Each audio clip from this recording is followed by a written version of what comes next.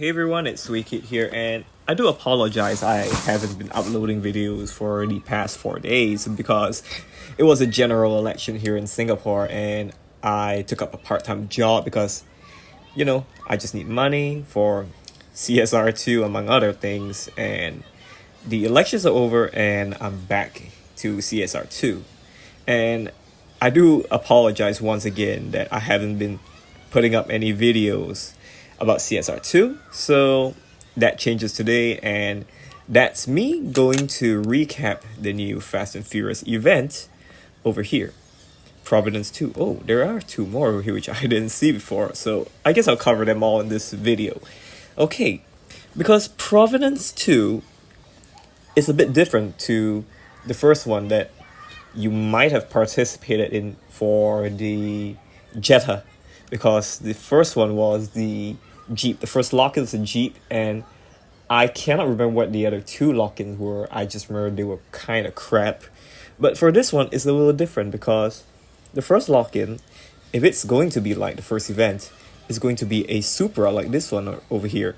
And if CSR2 has taught me something, the Supras are actually quite good life racers. So if this one follows suit, this could be a pretty good life racer. And the thing is that with the Supras, I've also noticed you don't need many stage 6s. You can even go without a single stage 6 and you'll find quite a good amount of success. Unfortunately, the Fox Body Mustang and WRX are not good life racers. The Fox Body is a bit newer, but it's just not a very good car at the end of the day. And the Subaru is an older car and it's just not a very good car in itself. So I wouldn't do this event unless you're really looking to get an Escort. But even then, it's not worth to buy these two paid cars because yes, they are paid cars. Aside from the first lock-in, I believe. And you're not getting much as a reward besides some gold keys, which you could easily spend $10 and just get more gold keys than this. Or even in Pit Stop Heroes. I'd rather you spend gold in Pit Stop Heroes and money on this, because these are not good cars. So after this event, if you're not a collector, it's not going to do you very well.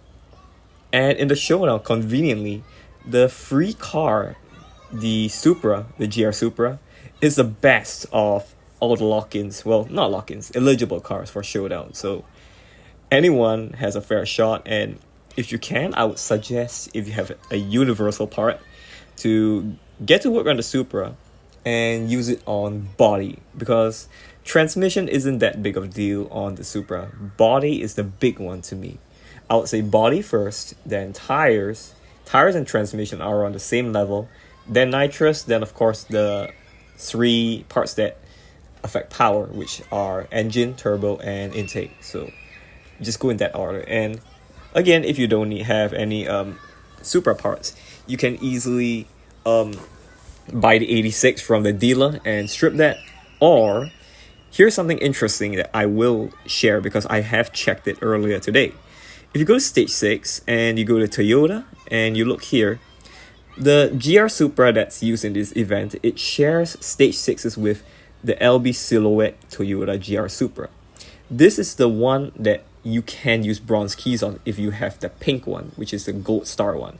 If you have the green LB Silhouette or the Pandems, you're still kind of screwed because either way you're gonna have to spend money because those are purple star cars.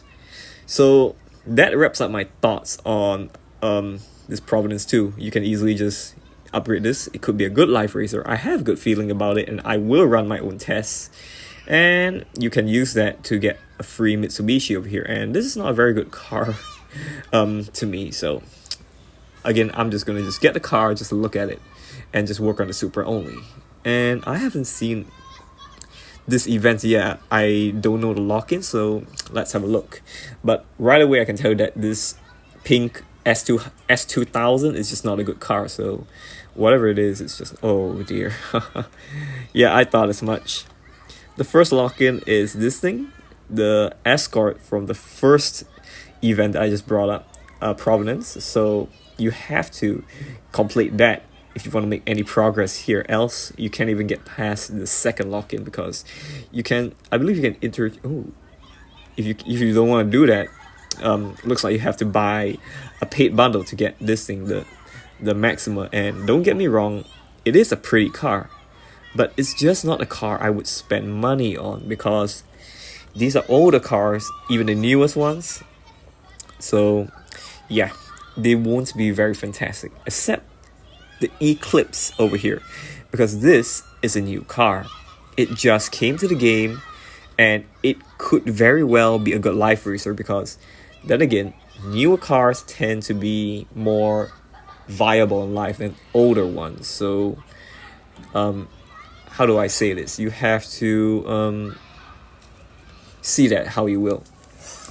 Between these two, I don't have a lot of experience, because okay, so the first one is either the one from Provenance or a paid car. So that's, well, they are both paid, cars. You have to work on Provenance with paid cars to get to the Escort, so it's already a paid car. So between these two, it's a bit of a wash depending what you want. Personally, I would actually pick the Supra, because I believe this one was rather good. I cannot remember, I'm a bit hazy about that. This was a pretty good car. I can't remember. It's been a while since I looked at it too. I don't have very good impressions on the Lancer and GTR, so take that how you will. But the Eclipse might be good. I say might because, again, it's a new car, but then again, no one has used it yet, so no one knows until we actually get our hands on it. So once again, it's a bit disappointing that CSR2 is really pushing for paid cars, because I wouldn't mind this event if I could maybe get them from gold crates, at least like they've done since the American road trip, the recent one with that blue Mustang, and more recently with the Hennessy Exorcist, which I pulled for. Those are purple star cars that you can get in gold crates. Unfortunately, they didn't follow the recipe this time, because likely if you want these two, it's going to be about 30 to 40 bucks. Or if you want this Maxima, I believe it might come with both, I'm not sure. And all these, it might cost about 60 bucks. So in total, it's just not worth it, please. If you're a huge fan of the franchise, maybe it's worth it to you. But to me, from a more practical standpoint, it's not an event that I would put any money towards, because again, the cars are just, number one, paid. So to just get them, I have to pay already. And if I want stage 6s, I have to pay somehow, either via the race pass or by buying a ton of paid crates, because the brands themselves are not that big of an issue besides Mitsubishi. But I need a lot of paid crates or universal parts to complete the car. So it's just totally off. I am not going to invest any time or money in this event. I am just covering it to bring awareness to it. And my advice, which would be to just skip this event. I know it looks flashy. I know the cars look really pretty. And I'm particularly drawn towards the, the Maxima, but I just won't buy out of principle. So that basically wraps up my thoughts on the Fast and Furious events, Provenance 2 and Dominance 2. I just don't recommend spending any money, because if you want to spend money, like right now, I would highly advise you to look at Showdown, because right now there's a Utopia, the Carbon Edition right here, which I bought already for about 20 bucks, and it's a very good life racer. And sure, you might want to skip on it, but even if you're getting car credits because you want the version that you can lock in collections, either way, it's just a better deal than just buying a Fast and Furious car, and all it does after the event ends is just look pretty, because taken to life and the tunes just won't be so fantastic. So that's what I feel about them. They just look good, but they don't perform very well, most of them. And I believe that wraps it up. I apologize once again that my videos have taken slight lull for the past 4 days. I wasn't anywhere near CSR2 because I had no time. I had very little sleep and I just had to take care of the polling station. So yeah, hope you understand where I'm coming from. So thank you so much for watching, listening to my advice, and I will see you next time. Thank you and take care, everybody.